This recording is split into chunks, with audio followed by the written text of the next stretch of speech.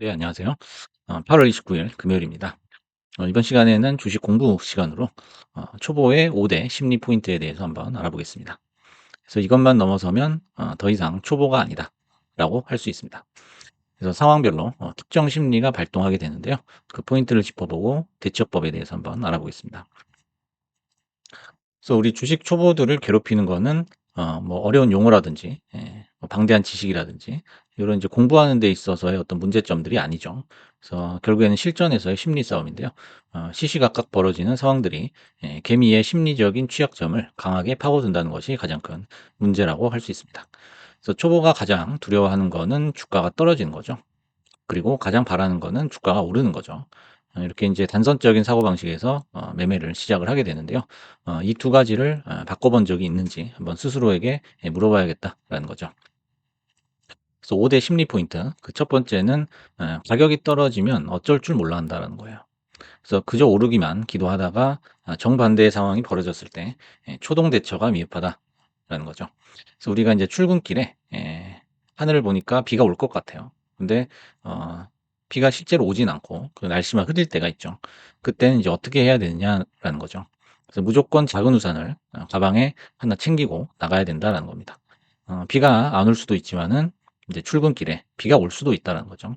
그래서 만약에 비가 오면은 우산이 없을 때 옷이 반드시 젖게 된다라는 거죠. 그러면은 '아 우산을 챙길 걸.' 하고 인제 후회를 하게 됩니다. 그래서 주식을 매수할 때도 마찬가지죠. 무조건 한 번은 내린다 생각하고 매수에 들어가야 된다라는 거죠. 그래서 그렇게 들어갔다가 그냥 오르면 좋은 거죠.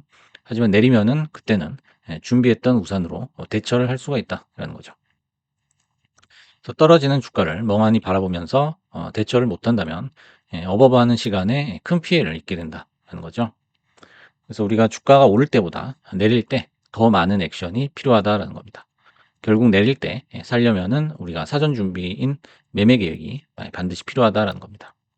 각 상황별로 어떻게 대처했느냐에 대한 총점이 마지막 최종 수익으로 찍히기 때문이죠. 그래서 내릴 때 안 사고 다 올라 가지고 이제 상승세를 확인했다. 라면서 이제 또 사게 되면은 바로 또 떨어지는 거를 여러 번 경험을 하셨을 거예요. 빨간 불이 켜졌을 때, 즉 많이 상승을 했을 때는 이제 우선을 접고 이제 팔아야 될 때다라는 거죠. 그다음에 두 번째는 본전 탈출을 꾀하고 있으면 높은 확률로 본전 바로 아래서 다시 급락한다라는 거죠. 요거 이제 예전 영상에서도 자주 말씀을 드렸던 그런 상황이죠. 그래서 초보들이 단타를 칠 때 거의 100%의 확률로 경험하는 그런 상황입니다. 그래서 눈에는 보이지 않지만 나와 비슷한 매매 실력의 사람들이 대부분 나와 함께 지금 실시간으로 매매를 하고 있는 거죠. 그래서 내가 잡은 자리에서 대부분 다 물려 있습니다. 그래서 타점을 보는 눈이나 차트를 분석하는 능력이 거의 비슷하기 때문에 비슷한 포인트에서 서둘러서 매수를 했던 그런 경우가 많다라는 거죠.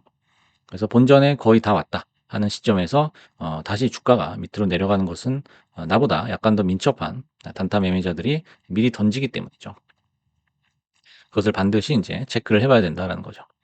세 번째는 내가 사면은 꼭 내리고 팔면은 오른다라는 거죠. 이런 상황이 유난히 나한테 많이 일어나는 것 같다라는 것이 이제 세 번째 심리 포인트입니다.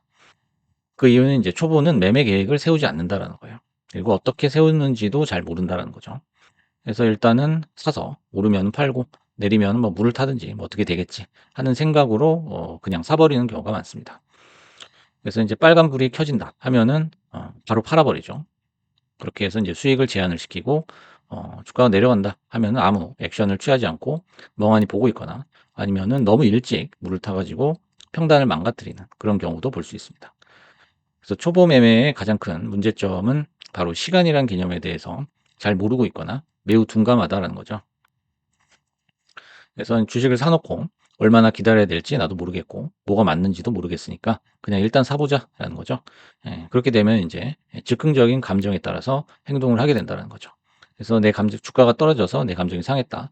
그래서 기분이 나쁘다. 못 버티겠다 하면 바로 인제 팔게 되는 거죠. 그렇게 되면 인제 바로 오르는 것을 볼 수가 있습니다.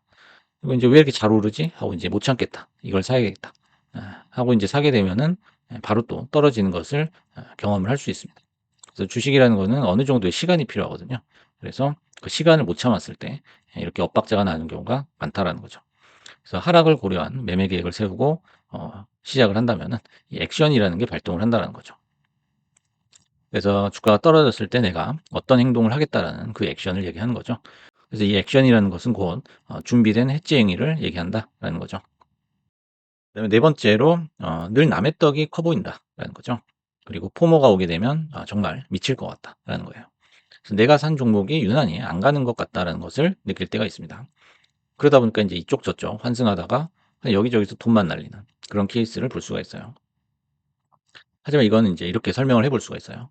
내가 산 종목은 끼케야 한두 개죠. 하지만 이제 내 눈에 보이는 남들이 샀던 종목들은 정말 수백 개, 수천 개예요. 그래서 확률적으로 뭐 하나가 이렇게 튀게 되면은 내 거에 비해서 잘 나간다. 내 거만 안 나간다. 이런 식으로 편향적으로 생각을 할 수가 있다는 거예요. 그래서 보통 이제 장이 좋을 때는 순환 매식으로 여러 섹터, 여러 종목들이 돌아가면서 큰 시세가 나게 됩니다. 또는 평균 상승률이 하나의 지점으로 수렴하는 경향이 있어요. 그래서 이제 안 가던 종목들도 오래 쥐고 있으면은 결국에는 가게 된다는 거죠. 그 큰 파도를 같이 타게 된다는 겁니다. 그래서 종목을 어디서 잡는지가 제일 중요하기 때문에 우리는 최대한 평단을 낮추는 노력을 해야 된다는 거예요. 그러다 보면은 이제 비인기 종목에서도 남들보다 높은 수익률을 올릴 수 있다는 거예요. 그래서 인제 뭐 종목이 유명하다든지 요즘 핫하다든지 꼭 그래야만 많이 오르는 건 아니거든요. 그래서 비인기 어떤 종목에서도 최대한 평단을 낮추려는 노력을 해야 된다는 거예요. 네, 마지막으로 다섯 번째는 단타 시에 연속 안타가 안 나온다는 거예요. 그래서 한 번 작게 먹으면은 꼭 그다음 매매에서 크게 잃는다라는 거예요. 그래서 단타를 치실 때 요런 걸 많이 경험을 하셨을 겁니다. 그래서 어차피 단타를 아무리 잘 쳐 봐야 승률은 30%에 머무른다라는 거예요. 요건 통계적으로 나와 있는 겁니다. 그래서 이 30%의 승률로 우리가 수익을 내기 위해서는 결국엔 손익비를 맞추려는 굉장한 노력이 필요하다는 거예요. 근데 이게 확률적으로 굉장히 낮다라는 겁니다. 그래서 초보 같은 경우에는 무조건 매수하는 시간의 범위를 최대한 늘려 가지고 평단을 낮춰야 된다는 거예요. 그래서 긴 시간을 통해서 평단이 낮아지면서 비로소 그때서야 수익이 발생한다는 것을 경험을 하실 수 있을 거예요.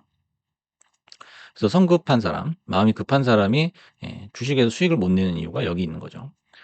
그저 사면 오르는 메커니즘에만 매몰되면 나중에 손에 쥐는 게 없다라는 거예요. 그래서 주식이라는 게 이거 사면은 올라. 오르면은 뭐 수익이 나. 요런 식의 단선적인 그런 사고를 해서는 안 된다는 거죠. 그래서 전략적인 매수를 해야 되는데 전략적인 매수를 하려면 우리가 어떻게 어떤 방식으로 매수를 해야 되는지를 스스로 많이 공부를 해 보고 경험을 해볼 필요가 있다라고 생각을 합니다. 그래서 오늘은 초보의 5대 심리 포인트에 대해서 알아봤는데요. 요 다섯 가지를 한번 되새겨 보시고 좋은 매매, 좋은 수익을 올려 보시기 바라겠습니다. 감사합니다.